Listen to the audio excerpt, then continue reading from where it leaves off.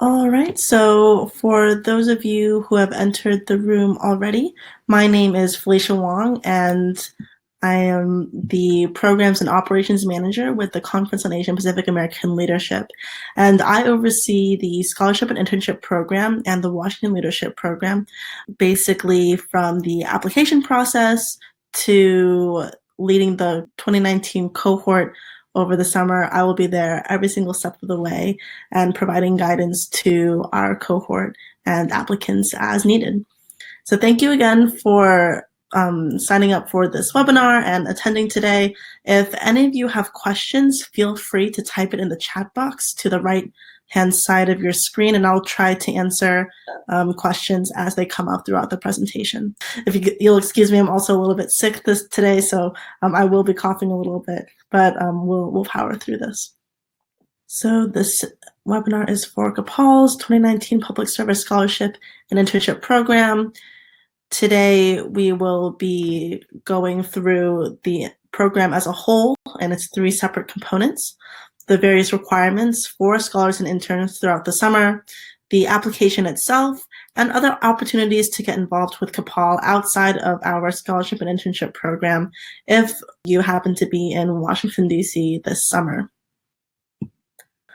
All right, so a little bit of background on CAPAL. CAPAL was founded in 1989 by a group of friends who noticed a lack of Asian American, Native Hawaiian, and Pacific Islander, heretofore referenced as ANHPI, representation in the public service sector.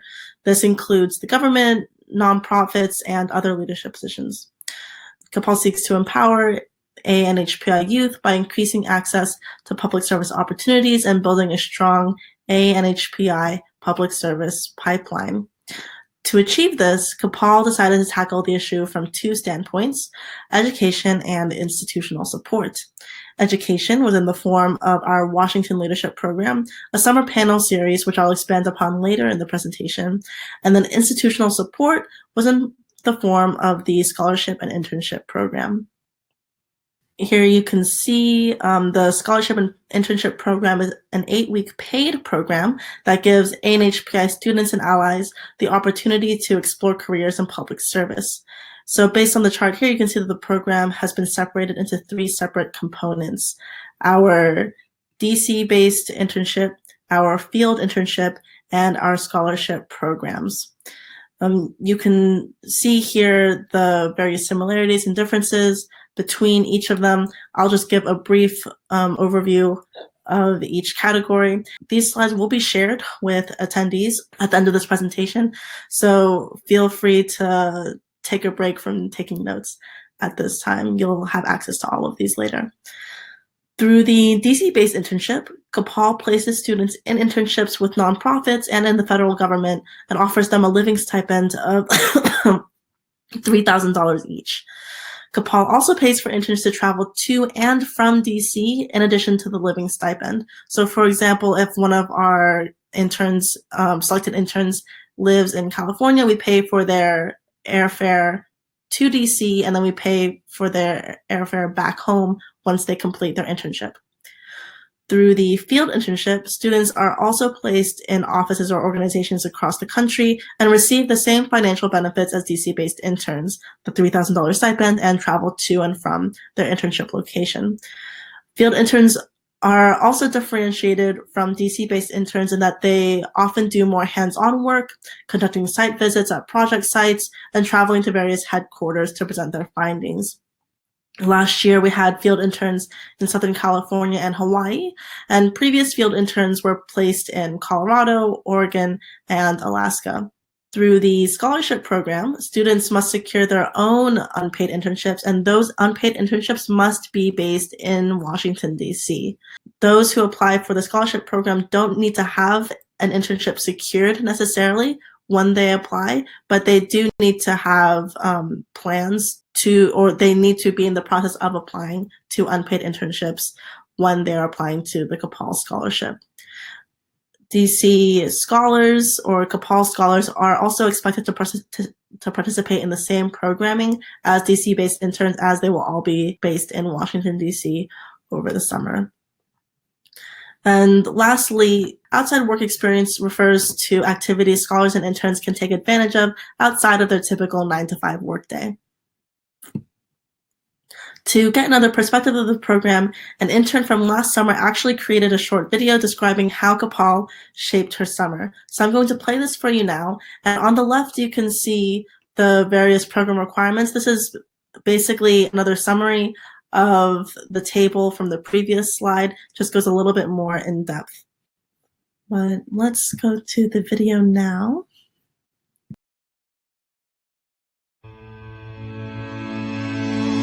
Opportunities. Networking. Life-changing. Access. Representation. Empowerment. Inspiration. Growth. Formative. Discovery. Community. Different. Hi everyone, I'm Angela Tran, a member of the 2018 Scholars and Interns cohort from the Conference on Asian Pacific American Leadership. I'm an incoming sophomore at Pomona College, double major in economics and mathematics. Through CAPAL, I had the privilege of interning with USDA's Economics and Marketing Service. This internship has opened so many new doors for me and allowed me to understand the wide applications of my academic interests to the public sector. I was able to work on projects analyzing national level data from NASA and FDA, launching new blockchain technology services, and witnessing and contributing to international level economic decisions that are being made around me every single day. The large scale of work everyone is doing around me is truly phenomenal, and it is mind-blowing to be doing work in the capital. To feel the heartbeat of not only the entire nation, but also the world. Besides the internship component, CAPAL also arranges for the cohort to work on Community Action Projects, or CAP, which are 2-month-long research projects that focus on community impact.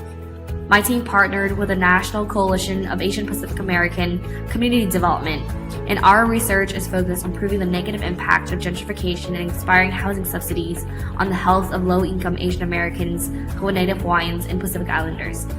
As an econ and math double major, I was able to directly apply the quantitative skills and economic policy knowledge I acquired through school to a national level research study, which is an experience that I would never get if it were not for CAPAL. I have also made amazing connections with mentors who all have extensive backgrounds and experiences across the public, private, and nonprofit sectors. Listening to their stories, receiving meaningful guidance, and developing deep, long-lasting relationships with them allowed me to see a clearer vision for my future. So, in the end, what is CAPAL? In the most basic terms, it is a cohort of around 20 scholars across the country being given a stipend to congregate in Washington, D.C. for 8 weeks. But to me, CAPAL is so much more than that. It is scholastic research, it is internship, it is exposure to the public sector and public service, it is meaningful mentorships, it is heated discussions about Asian American issues, it is lifelong friends, it is networking, career fairs, conventions and summits, tours, and it is an entire summer experience. The summer is only the beginning. I feel so much more prepared now to go back to campus and create an actual impact in my community. This summer has entirely changed my perspectives on my career and future goals, and I would like to thank CAPAL for making that change in the next generation of AID and HPI leaders.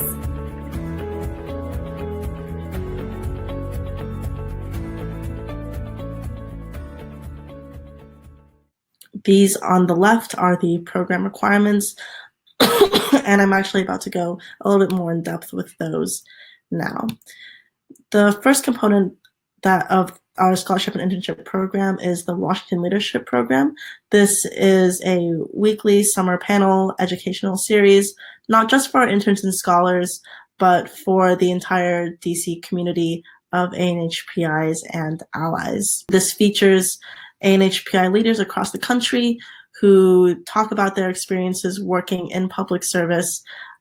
This is free to the entire community in general, and each session is live streamed on Facebook for people unable to make it. Each year we have themes that are listed below along with the session topics. Last year was the Power of You and focused on how ANHPI youth and students can take the issues they learn about back to their communities and work on their own advocacy and uplifting their communities. The next component of our S&I program are community action projects. Community action projects, or CAPs, were created so scholars and interns could directly impact the ANHPI community with organizations already working on issues affecting ANHPIs. So our scholars and interns are divided into groups of about 5, then assigned to an advisor with a community partner. They get the whole summer to create deliverables decided by CAPAL and the partner, then present what they did at the end of the program. So past partners, as you can see here, included Asian Americans Advancing Justice, 1882 Foundation. One of the featured projects from this past year was done with National Capacity. That's the graphic here highlighting the impact of gentrification on the health of low-income ANHPIs. So these projects range from research projects to multimedia projects. It all really depends on our partners and the capacity of our students and their groups. Other requirements for our program is the networking component. This ensures that scholars and interns get to interact with ANHPI professionals with more than 10 years of experience. This year, each intern will be assigned to 2 mentors to meet with at least once over the summer. And they will also be given a list of other potential mentors they could reach out to. They're not required to meet with a 3rd or 4th, but they will have a list of people who are willing to speak with them and would love to get in touch with them. One of the last components is our 30th anniversary gala. Each year, CAPAL celebrates the end of our summer and the accomplishments of our cohorts with our sponsors, community members, etc. And it is at this ceremony that our scholars and interns also present their community action projects to attendees. The application process takes place in 3 parts. Applications are reviewed by staff, interviews are conducted by staff and board, then final interviews are conducted by internship partners. Scholarship applicants do not have to go through the last round because they don't have to go through CAPAL's internship partners. So our scholars only go through application review by staff, then interviews by staff and board. The whole process lasts about 2 months from start to finish, with our latest selections being made in April, though all of this depends on our internship partners and their interview processes. To apply, you must currently be a student with a GPA of 3.0 or above. If you are going to graduate in spring of 2019, you can still apply because you are technically still a student at this time. So yes, any graduating seniors can still apply to this program and take part in the program even if they've already graduated from college this coming spring. Applicants can also apply to all of the programs, only 1 or 2 of the programs. As you can see in the graphic here, it's pretty small, but there are checkboxes for each program, so you can feel free to check every single one if you want to be considered for the DC-based internship, the field internship, and the public service scholarship. Then in the next question, you're given the option to rank which programs you would want to be a part of in order of your own preference. There are a few parts to the application you have to submit, namely the form itself, then an unofficial transcript, and 1 letter of recommendation. Now moving on to the actual application. The application is separated into 4 sections. In the leadership and community service sections, you are given the opportunity to write about up to 3 leadership and community service experiences each.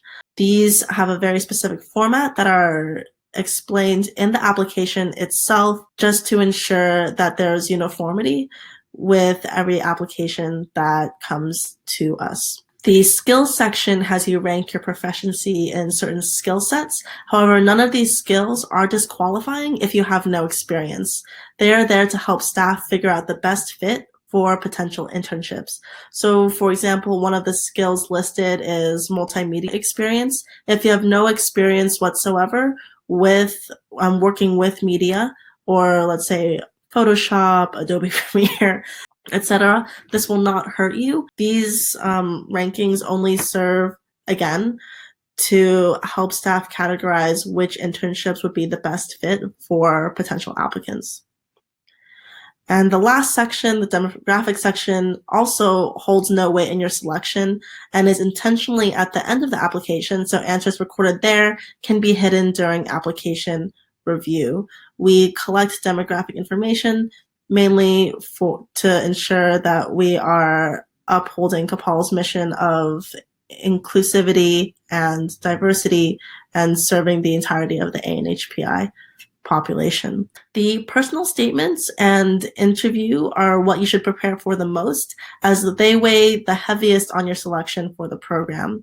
The points in the slide to the right here were compiled by staff to help you put your best foot forward when writing both your personal statement and preparing for the interview.